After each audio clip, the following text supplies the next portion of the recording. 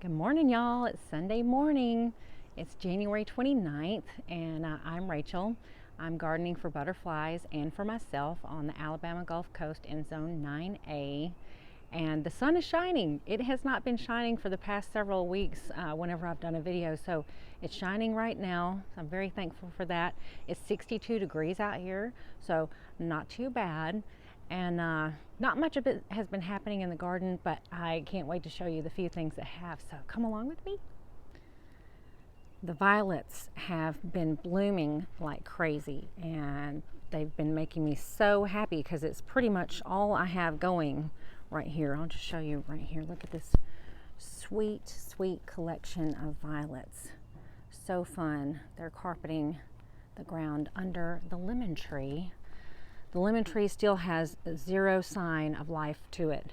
But you know what? If the lemon tree dies, I'm going to cut it down and I'm going to see if maybe I can grow a pomegranate tree, because I've really been into pomegranates lately. Oh, I love them so much. So it'd be really amazing if I could grow some. But look at those violets. Gorgeous.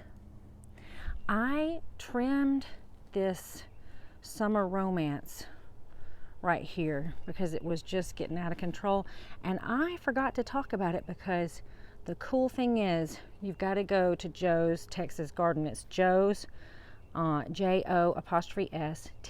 Garden. She's got a YouTube video, and she told me, and you too, the secret to when you're trimming your roses, to making them go where you want them to go. So it was so cool because I did that. So you can see right here, I cut this. Let's see if I can zoom in. All right, maybe that's not going to work. Okay, so when I trimmed it, I was able to determine where I wanted the new growth to come from. Let's see if I can zoom in right here. See how I cut that? I cut it right here above the thing, and now I'm going to have a growth going out that way. Then on this side, when I cut it, I'm going to have a growth coming out this way. It's so cool. You got to get her to explain it to you how you can make them grow in the direction that you want. It's not just willy-nilly. I did not know that. I thought, whenever you cut it, it just did whatever it felt like. But no, you have the power to decide which way you want your roses to grow, which direction and how full. It's just really incredible. So go and watch her video. Do y'all remember the dwarf Ruellia? Here it is. It had frozen and I had to cut it all back, and it is coming back up.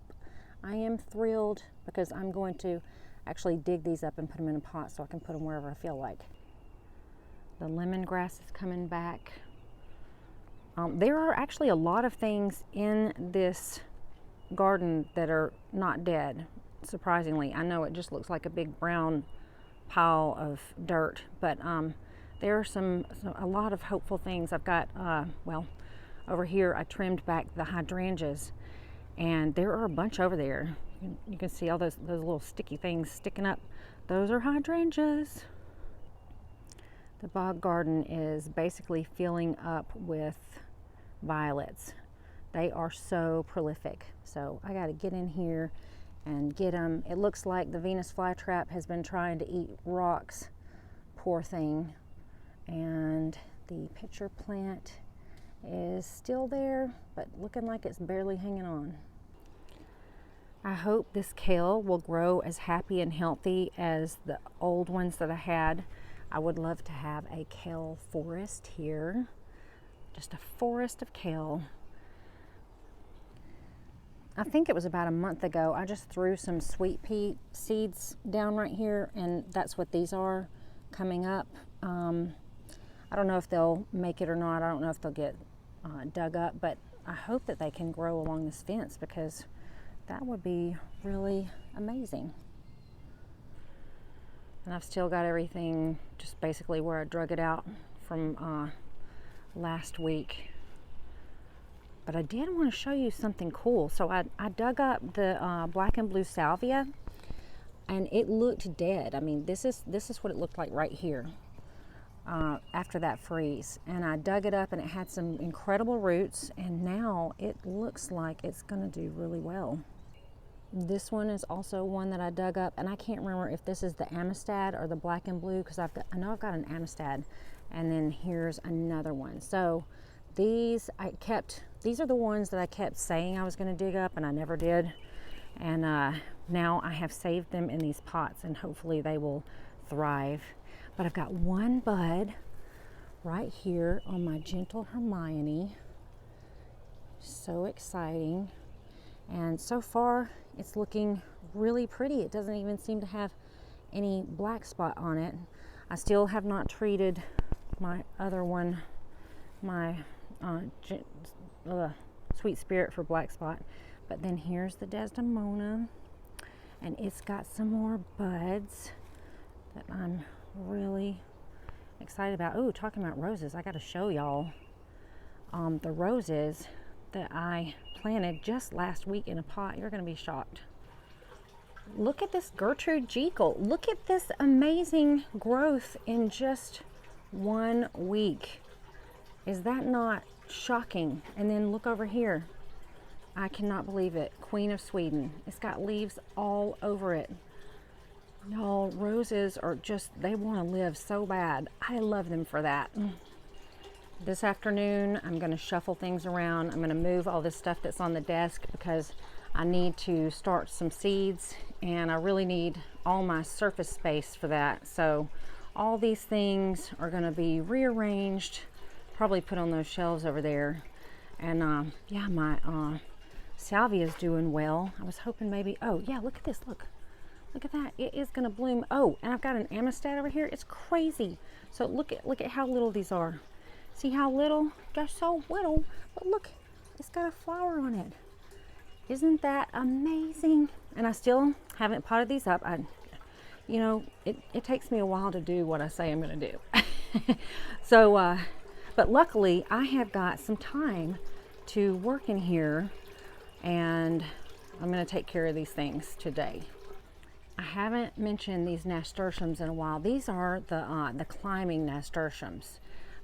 Aren't they sweet though? I just love the shape of the leaves and the veins of them. I hope that they will flower soon. I think, well, I'm pretty sure they are going to be orange.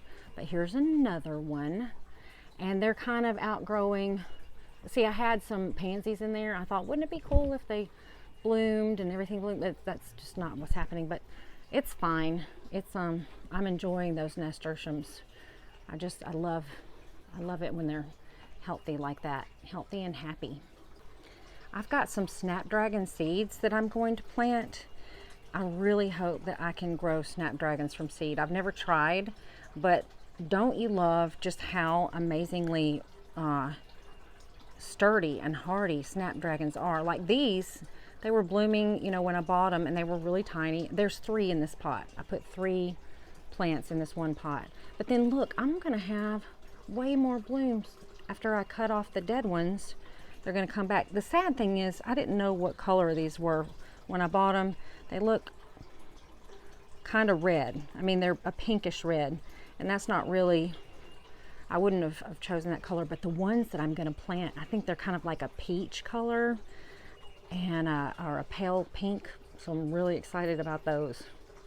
Some little birdies have attempted, well, last year I think they might even have done it, but to build a nest right here in the, let's see if I can get in there.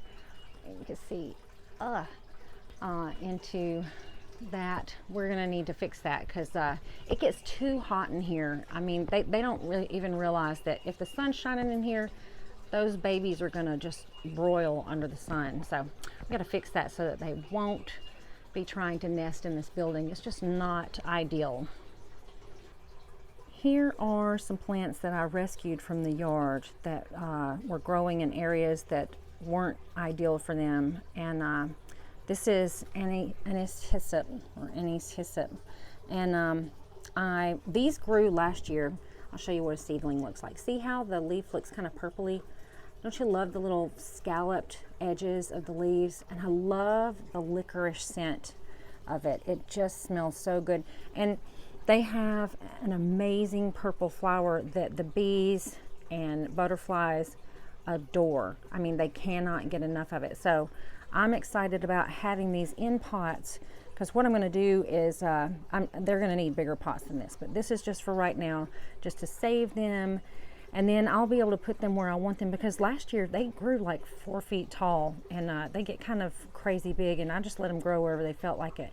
But here, these, I'm pretty sure these are coneflowers that came up from seeds that I threw out in the front yard, and where they were growing wasn't ideal either. So I dug them up. Hopefully I can keep them alive, and then I can put them wherever I feel like it, because they were kind of growing in the shade. So these are going to be my new little hopes and dreams. I thought I would show y'all how I water my cuttings. I just mist them like this, just mist over them. I don't soak them, just mist them down like that. And that is it. All right, y'all, we just gotta tough it out 1 more month. If I can just make it 4 more weeks. It's so funny because I was reading in Gardener's World magazine, and they were talking about February, and they were saying everything that I say about February. It's just that thank God it's short, because otherwise I couldn't stand it. To me, February is the most brutal month. So luckily we can just get through those 4 weeks and really get going. So I can't wait to find out what's happening in y'all's garden, because I know it's going to be exciting. And y'all have a great week, and God bless you. I'll talk to you later. Bye.